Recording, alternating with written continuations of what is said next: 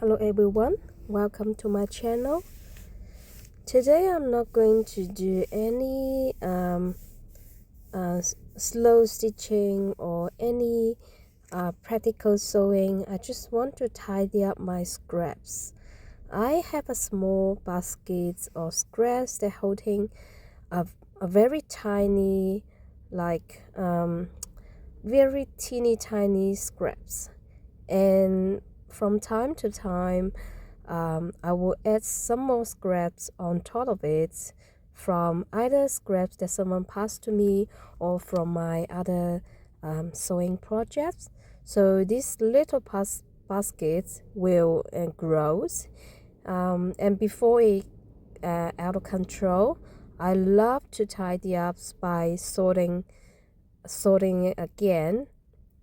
So like one basket I like to sew from time to time, and I will pick up pieces that I think the colors matching and start to make them into either streets or some patchwork blocks. It's like a half make or we can say ready make small patchwork blocks, which I can use in some other hand sewing projects like making a pouch or adding stitchings on the collage background, or if I don't like the size I can cut them up and use again. But the concept is to manage the smaller pieces into a bigger one, so it can be used easier. Because when you have too many smaller pieces, when you stitch down into, for example, wedding or a piece of fiber sheet, then you need to use more stitches like applique stitches or back stitches to hold them down, so it will take more time. But if when I sorting the scrap and I can sew some of them together, then it will save time in the later projects. So I basically find two pieces that color matching and size kind of like matching. If the size is not matching, I trim a little bit, but the concept is I'm not cutting it a lot. I try to use minimum efforts to make make the patchwork. Too many cutting, ironing, matching the seam is just I don't know how other people think, but it will bring me down. I feel so sick of repeating so many steps, holding the iron, matching the seam, and then I feel frustrated because I can never match the seam well. There's some certain technique to do things properly, but I just not up to that. My skill and my personality is just not up to that. When we make patchwork blocks, like half done ready made stuff, like what I do, there's two ways of sewing them together. One is to use width stitches. So you can see I hold two pieces right side to right side, and then I press either by finger or the seam presser to hold the seams down flat, and then I start stitching them together with like nice even with stitches. It's just like doing the English papers piecing. These methods, the good thing is there's minimum requirement of ironing. You don't even need to iron if you use in the hand sewing projects. you can press the seam a little bit, right way and wrong way, and it will lay absolutely flat. I use these methods in my hand sewing clothes. The seams after washing and washing is still laying really flat. So that's the benefit of using whisk stitches to hold the seams open nicely. But another thing is you need to be aware that whisk stitches, even you sewing, very carefully, when you press the seam open, the seam, you can see the seam, you can see those tiny stitches from the right side. So it's a visible seam. If you don't mind the visible seam, if you want to show the beauty of hand sewing, this is the stitches that you suitable for you. Is your go-to stitches. It can show people those nice evening whisk stitches. But if you don't want the seam to show up, you want the invisible seams, then you can use running stitches or back stitches, those straight stitches, which I will show you later. So basically same as the machine sewing straight stitches, it won't show in the right side. So it depends on how you want to achieve the look. But today I really want to focus on whisk stitching. Don't ask me why, the muse told me to do that. Sometimes I can't really control what I'm doing because I can't tell my body to do certain thing. I pick up the scraps and naturally I want to either sew them together, or I want to put them away, which I can use in a slow stitching project, or I just spin it, or whatever stitches that my body told me to use. I just can't control that. I always follow my heart. Whatever my heart told me to do, I never go against that. And I think that's the way. That's why I always have my creativity keep coming and never really exhausted. That's because I don't have a plan. I go with the flows. I listen to my heart. I always do what my heart told me. So everything became like a naturally, like, I don't know, muscle memory, something like that. So when I organize the scraps, I those irregular shapes, I just love to cut them into either squares or rectangle. I don't like triangle. If you see my past projects, is rarely have triangle because I don't like triangle. That's as simple as that. I like those straight, regular, square, rectangle. I love circle as well. Circle, oval, curly things, but I don't like triangle.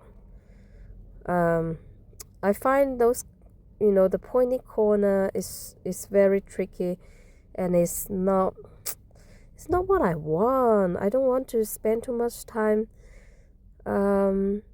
try to have the perfect pointy square triangle. So here you can see I use the other methods, the straight stitching, to hold the sew two pieces together. Basically, I don't do knots when I do patchwork, because you need to repeatedly doing knots. That's take a lot of time. What I do is to do two tiny back stitching at the beginning and at the end, and it will hold the stitches really, really well, and it's still really strong stitchings, and you just need to press the seam open. It's not laying flat as nicely as the V stitchings, but it's okay. After pressing, it will lay open. And if you like to add a lot of decorating stitches on top, then it doesn't matter. So either way you can connect your patchworks nicely. Why I do the patchwork parts by hand is because I like to play with the colors. I like to match them slowly. When I work on a machine, usually the colors doesn't come out right because I'm hurried to sew everything together. I want to, like, for example, finish that piles of scraps, so I sew one by one. I can't stop. When you have your machines open, you just subconsciously want to keep going. But I love to look at the color, look at the size, see if two pieces marry together well. Sometimes it's like matching, matching things. Like, oh, I see you. Oh, do you want to be friend with me?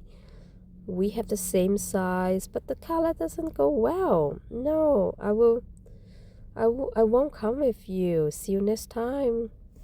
And then you see another piece that the color comes well, and you talk to her, say, hey, we have a nice color combo. We are perfect match. But we're not the same size. You're much bigger than me. Oh, no problem. I can trim myself down. I can be your size, so we can be together. And then, yes, they are together. The stitches will bond them together, and they can't be apart unless they can't just get along. After they marry, they think, no, the colors still don't look well. It doesn't work well if we go into a group. It doesn't work well with other colors, other scraps. Let's just abandon the scheme and let's be apart. And then I can cut them up. I can combine them with other colors. Remarry them.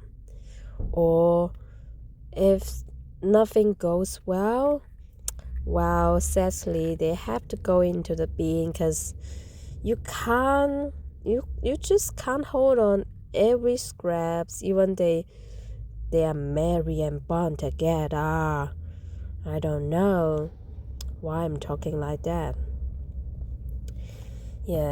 So when I have sewing this scrap together, I have this conversation in hearts, like I'm been talking to my scraps. That's, I don't know what's wrong with me. Anyway, there's some scraps that I don't know what to do, whether I should cut them up, whether I should cut them in a square, triangle, or rectangle, rectangle. Then I will just put them aside and keep going, and until I sort out the other stuff, that I will go back and you see how they go. See, this one is molded fibers. Oh, they're quite expensive.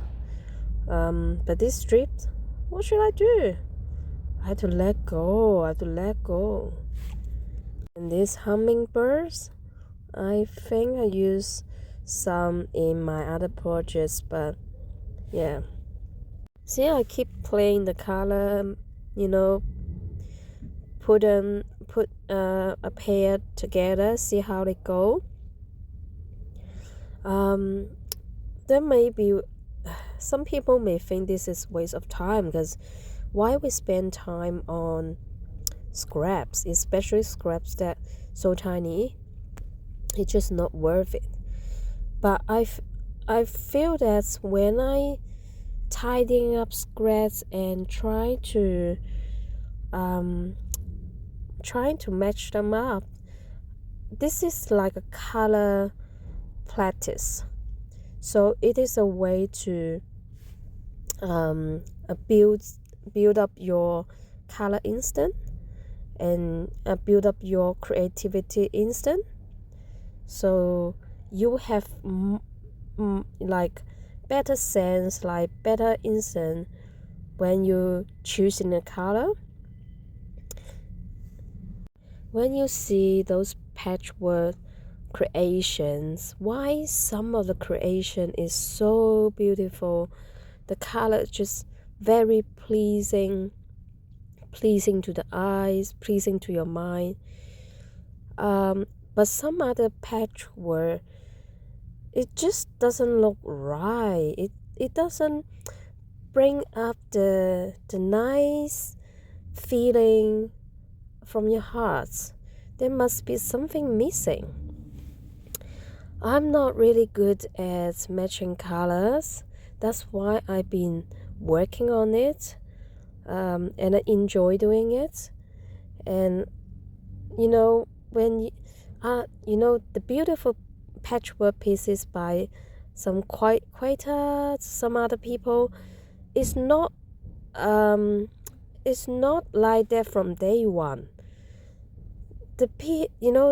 People spend a lot of time doing this sort of thing again, and there's some failed projects, some half-abandoned project.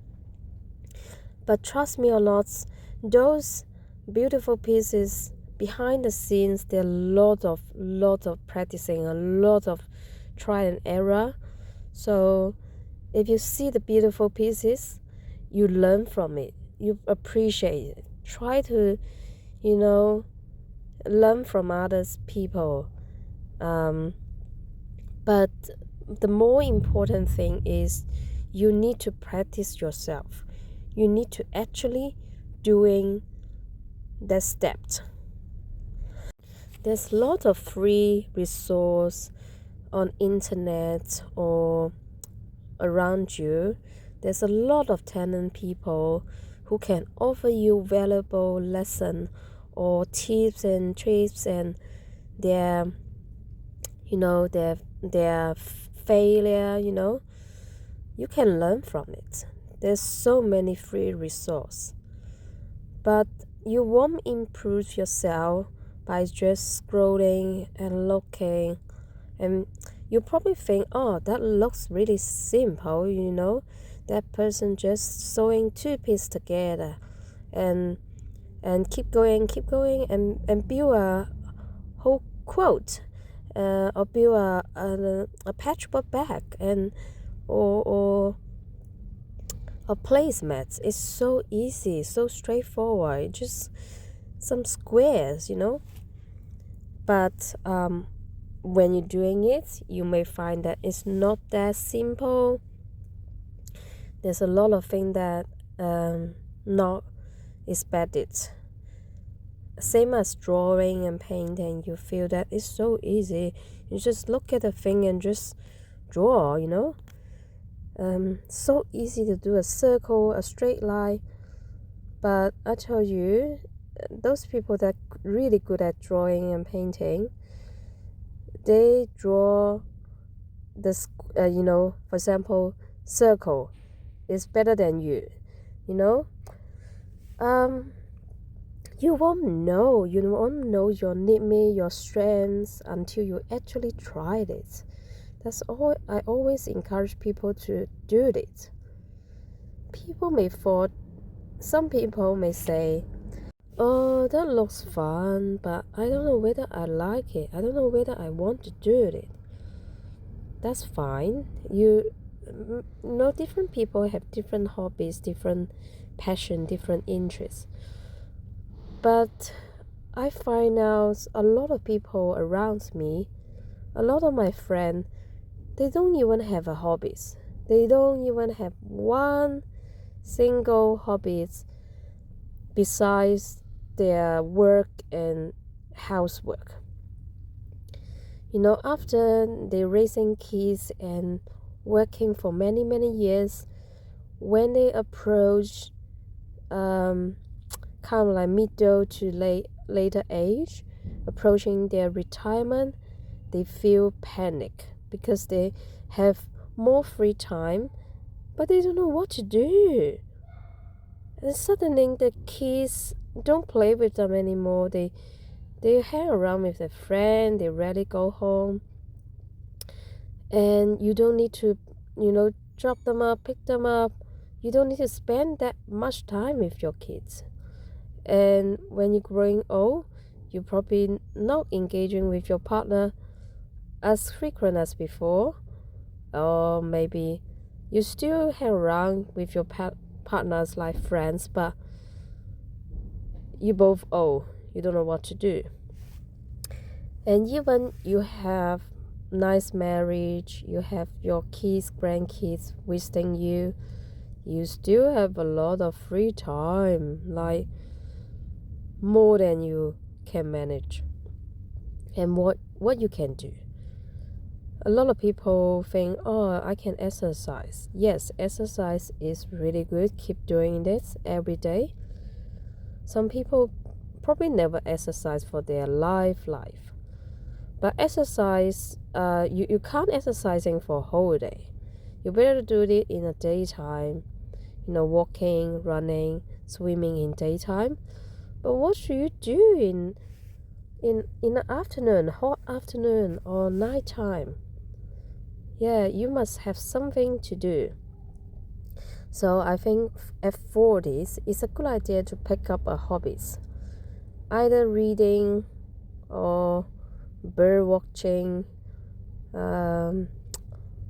paper crafting, musical instrument, or learning a language, or doing some sewing, some charity projects, etc. Everything.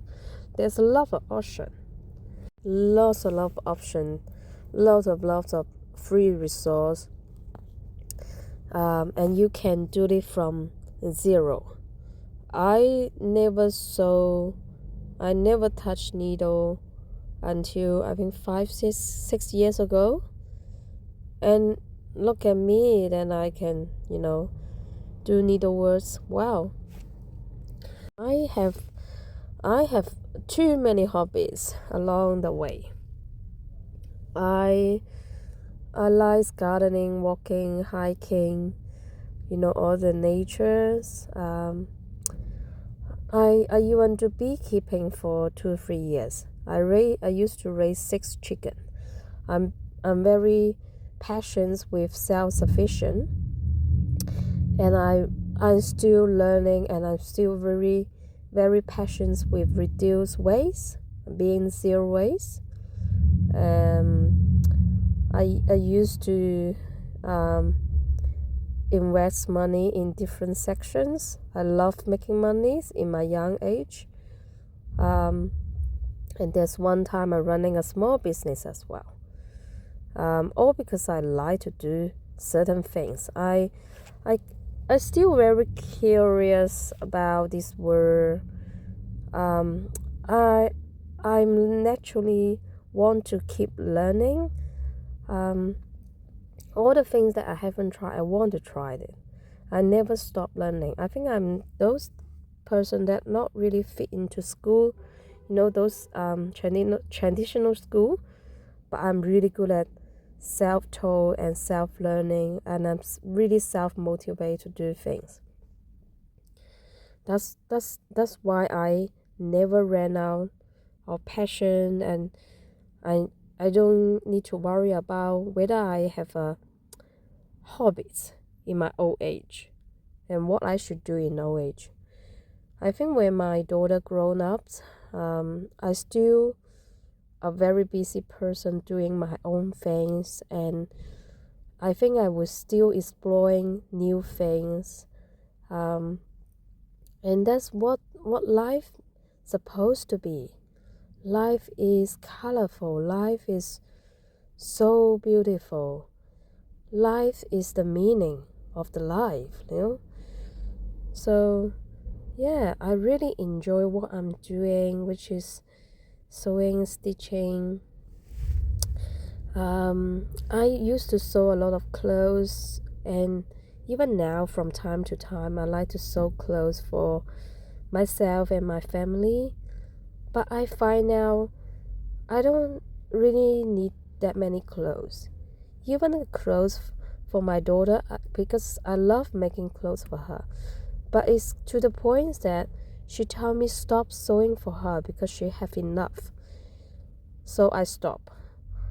I stopped sewing for quite a while. No clothes making for quite a while, 6 months.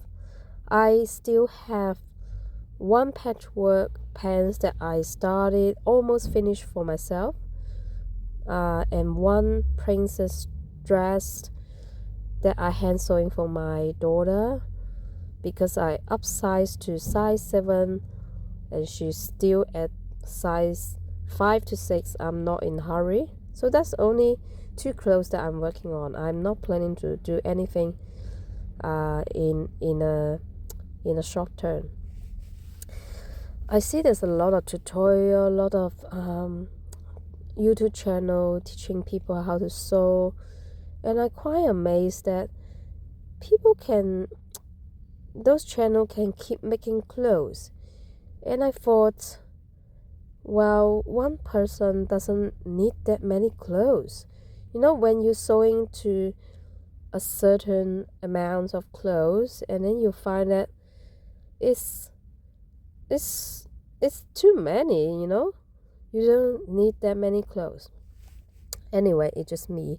So I never attempt to teach people to sew because for me it's not a passion that's sustainable. And nothing against clothes making, and I think it's a fantastic way to explore the hobby of sewing, and it's so nice to make clothes by yourself. But the more I sew, the more I thought, you know, when people say making clothes by ourselves is more sustainable, I start doubting this statement because sewing can create a lot of textile waste. You know, when you buy clothes, you buy the ready-made stuff. There's no waste on your hand. If you can buy quality clothes and you wear the clothes for years and years until it come apart, I think it's more sustainable than you making your clothes every week or every month or every fortnight to just catch up the trend. If you make clothes using the new fabrics, it probably may cause more pollutions than you buying clothes. And if you make clothes from this, using the fiber, and then you never reuse the scraps, or you just put those offcuts to landfill, I think it will create more harms than just buying clothes. Why did I say that? It's because I'm stopped buying fibers 2-3 years ago. I never buy a lot, I have to say, but at the beginning of my sewing, I'm really like linen, so I buy maybe 10 meters of linen in different colors. Also, that's it. A few fast quarter here and there, but there's lots of fiber that someone give it to me for free. I really appreciate that, but I find out averagely every person who sew have more fibers than they can afford. You can't imagine that people have so many fibers, and the demand of this fiber is not that huge. After storing the fiber, yes, some fibers can go really bad, and if they want to destash it, it takes really a lot of time and effort. If they just throw it in a bin, it creates a lot of waste. So a lot of people give away the fiber for free, and the amount of fiber is, I don't know what words I can use, is stunning. I got 6 huge suitcase of fabric for just one lady, and another like a 5 huge box of fabric for another ladies. I should say her son, who want to get rid of her stuff. And I always got scraps from other crafter who know what I'm doing. So all this come to me without cost, and no matter how hard I try to use that, the amount is huge. So I pass some to my charity sewing groups, and I pass it to some other people who sew from charity. But still, the fiber is just too many. It's too many than everyone can imagine.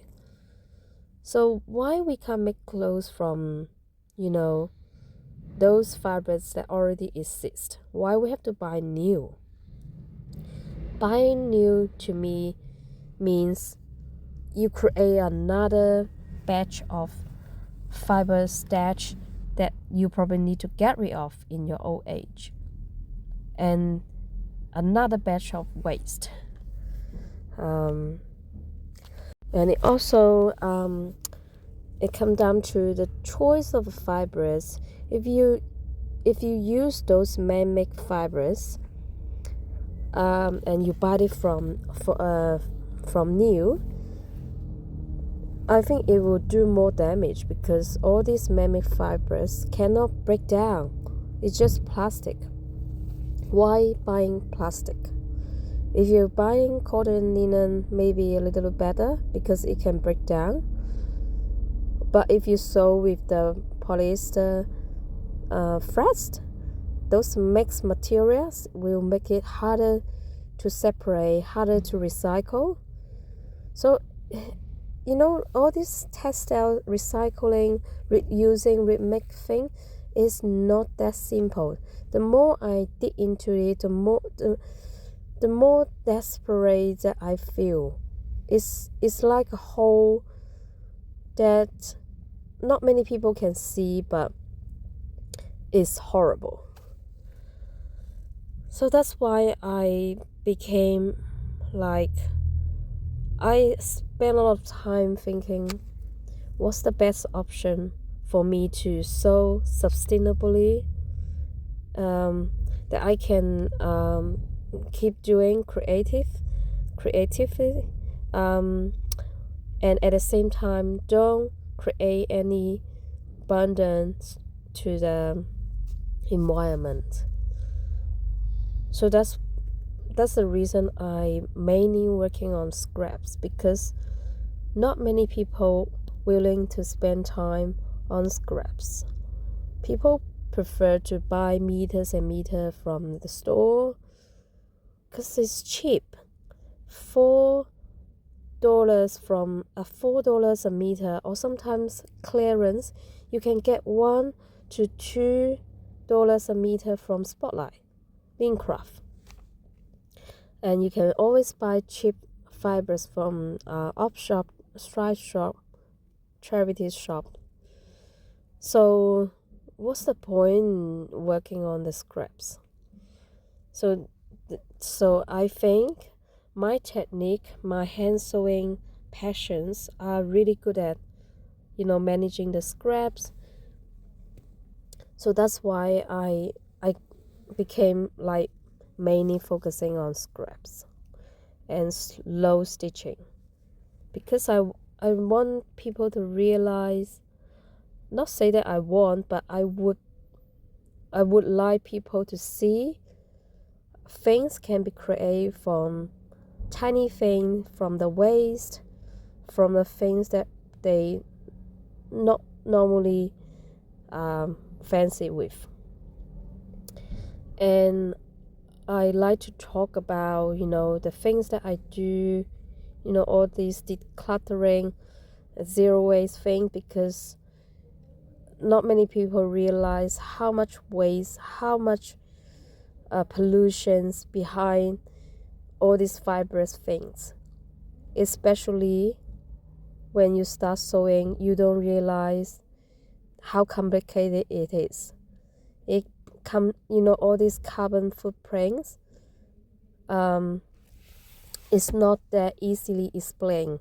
It comes down to every choice you make, whether it's a new fibers or second-hand fibers, the material of the fibers, how much fiber you use, how frequent that you sew, what is the sewing for? Is it for sale or for personal use or for charity? Are the items are actually needed? If the item has been used, will they be disposed quickly? If you make a clothes and you only wear one season, it's as bad as you brought from 10 mil or Shane's and then wear it for only one season. So it's the same. When you buy clothes from a store or fast fashion, at least it make it in bolts. It can be quicker, save more time. And if you ever sew one clothes or one bag, you will realize how much time it takes. It takes enormous time, because you are the only one person handling all the steps, from washing the fibers, ironing it, cutting it, trim it, placing the pattern and try to understand the pattern or draw your pattern, and then put it in the machine and sew. If you make a mistake, unpicking and alternating take even more time. And if you sew and the results is what you want, you're happy with that, happy days. But if you sew and it's not fit to your size, that's really waste of time. Or if you give your clothes, your handmade clothes to other people, and those people doesn't really appreciate that or even hate that, and that will be like a double loss. You will feel double frustrated, and people will feel really stressful, because they don't want to waste your handmade stuff. Everyone know how valuable the handmade stuff, but it's not to everyone's taste. There's a few times that I make clothes for my daughter and turn out that she doesn't like the color, and I feel a little bit angry because I put efforts on it. For me it's easier, because from now on that I ask my daughter to choose the fibers, so reduce the possibility that she will reject it. But I never really make clothes for people outside of my family, because fitting to the person's body takes an enormous effort. It almost equals like making clothes for twice. And what if the person doesn't like it, and it's just not worth it? I think this whole clothes making thing is like a mixed. It's good, it's nice, but we have to explain or analyze in individual case in a detail. The problem of crafting is it is such an enjoyable journey and such an enjoyable time to do crafting. The the the time we spend on it absolutely worth it. But what we should do with the final products? What should we do? Because we don't need that many. And our family probably don't need that many. I see a lot of sad story that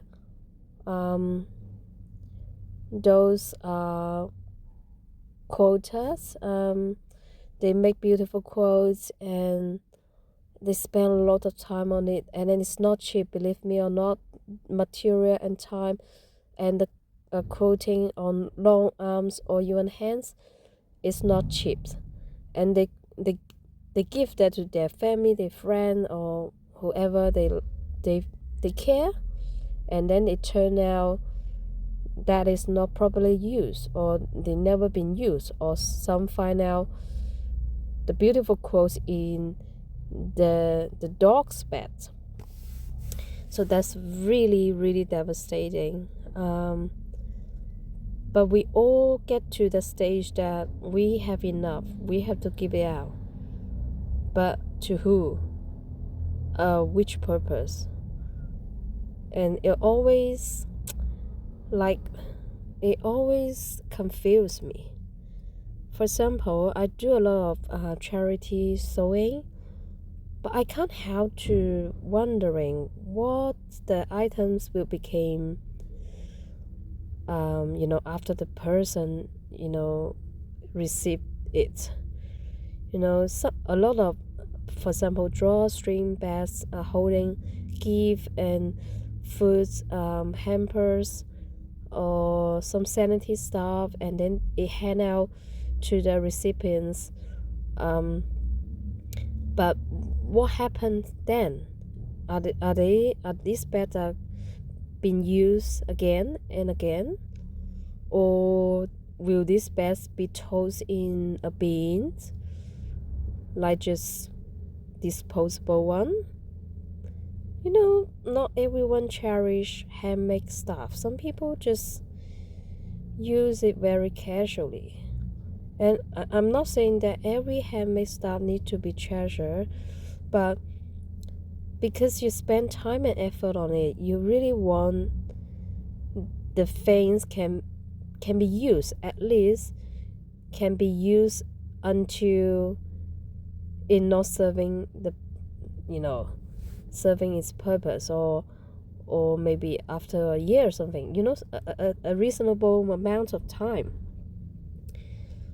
But charity sewing, you will never know what happened after you deliver the goods. And sometimes I thought, I didn't make these bags in a perfect way, but who cares?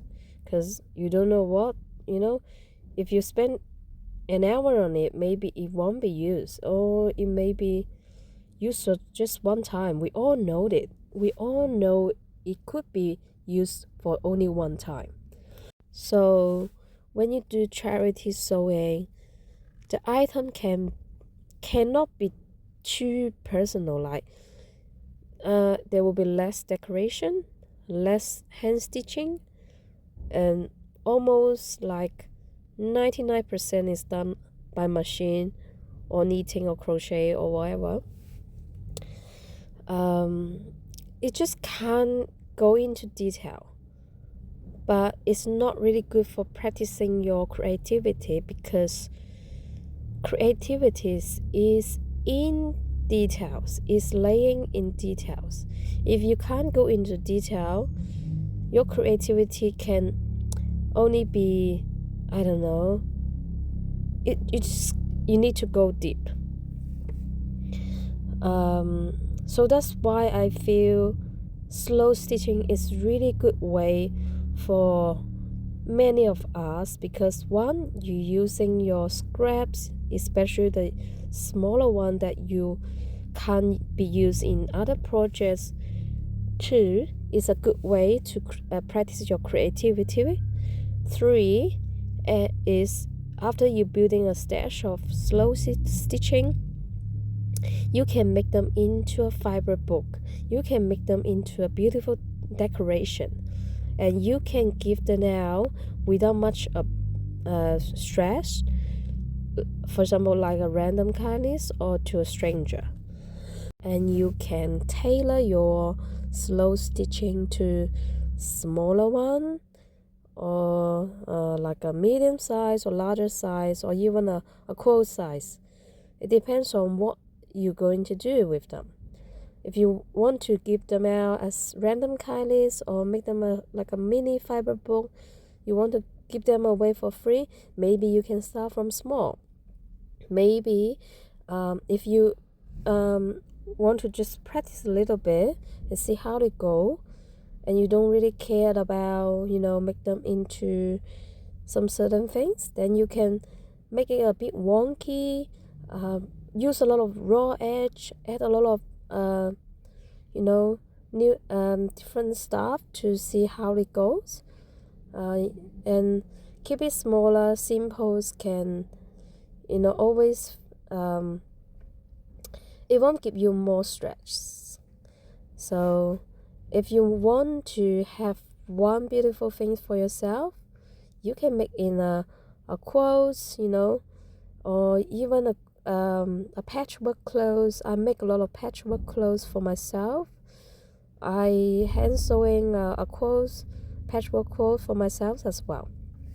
So it depends on what you're going to do, but the main thing is you use your scraps to create, and that you have like a daily routine or a weekly routine to constantly work on it. Because if you stop for example a month, and then you will find it harder to come back to the same thing. For example, you stitch one slow stitching piece, you like a half done, and then you stop, and it stop for a month, 2 months, then you will find out next time you see it, you just lost passion of it. So I like, the reason I like to keep it small and like to finish it, I like to do it daily. That's because I know these routines can keep the creativity floating non-stop. Otherwise, if you have too many half-done projects, it will actually bring you down. And at the end, you have no way but give away or just abandon all of it. Because it no longer sparkle the joys. It doesn't, bring out the passion like it used to do. I do have a lot of like a half-abandoned projects. I used to cut a lot of scratch into certain size of square and then sew them together, in 4 patch, 6 patch, 8 patch. But sorry, it's not 9, not 8 patch, it's 9 patch. But after I put everything together, I didn't make them into certain things, and then I lost passions. But if you want to give up your projects, try not to put it in a bin, but offer it either in marketplace or to fellow crafter, because I'm amazed to find out there's so many people asking me those patchwork, half done patchwork squares. So I give away all of that for free, and then I restart fresh.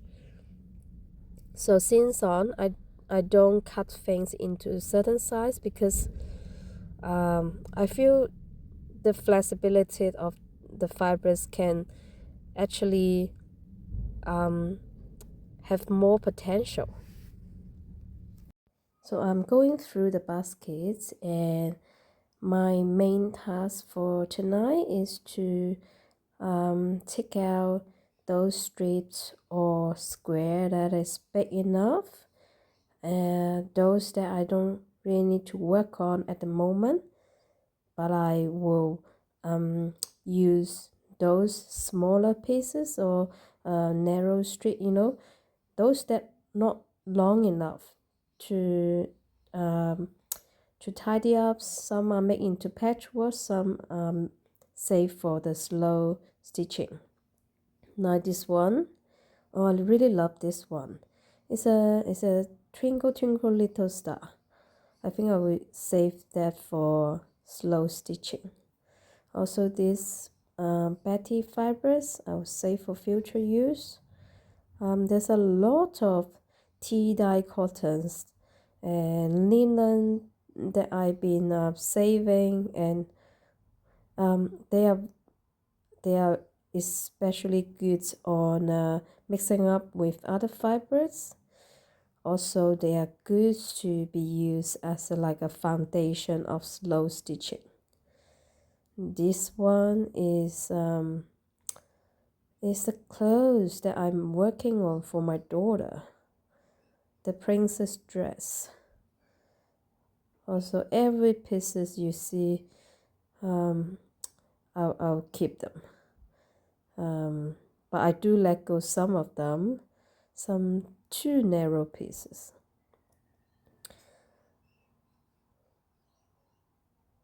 I have more feathery stuff, some Betty fibers. They all going into a pile. How lovely is that? It's really soft and see-through, and this one is perfect for slow stitching. And there's a few more. I hope when I sorting the scraps, you are enjoying seeing different types of fibers. I know people who love doing patchwork actually love to see different sort of scraps. There's a saying that there's never enough of scraps, because with different type of scraps you can mix and add the varieties, and even one color can have different shapes, so it's nice to have something to mix with, and you don't want too many same fibers repeat again and again.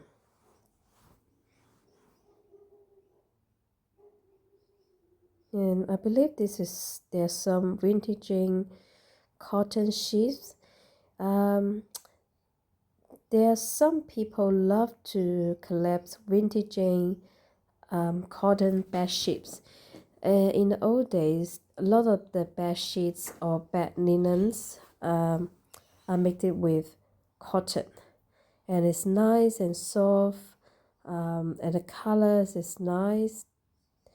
But nowadays, a lot of bed linens are mixed with polyester and cotton. Like there's a 50% or 70%. There's it's always you will find it easier to find those mixed one than the pure cotton one. And the mixed fibers, I would say, is harder to recycle. When I digging into the recycling textile deep holes, and I realized all this mixed material is even worse than pure plastic. So that's why there's a trend nowadays that people prefer to go back to the vintaging material, because it will be easier to find the material with suitable ingredient that you like cotton or linens, or that's why people like to collect old things. Nowadays everything is so fast forward, fast manufacture. The quality is not as good as before. I remember when people discussing the flannelate cotton fibers. People complain that those flannelate or flannel fibers that you bought from Spotlight is easily getting tired and discolor, and it has peeling and balls. You know, after a few wear, it became so disgusting that you don't want to use those clothes anymore. But the vintaging flannels, the quality is not that bad. It won't be like after a few wear that it became old. Also, those flannelates bed sheets have better quality than the flannel fibers that you bought from the shops. That's because when you use in bed linens, the quality has to be better. The thread counts is higher. So yes, there's a lot of things that you won't realize before you're digging into the rabbit hole. And the more you know, more you understand the complicated of textiles. And probably if you have same values of like a those zero passions like me, then you will prefer to work on maybe secondhand clothes or clothes, fibers that from rescue fibers or scraps, and then you find that those material is endless and is less costly. um, by by not buying new fibers or new clothes, there's so many options for you, so many options with less cost. But yeah, so that's pretty much what I want to talk about while I sorting out the scraps. And you can see all those longer one I bundle up and roll it into a pile, and I put it back into the basket. The basket hold everything, and the rest of the scraps are the smaller one, which I will work on in the following few days. And it will become less loose, less untidy, and you will see some of them in my project. So that's it for the day. Bye.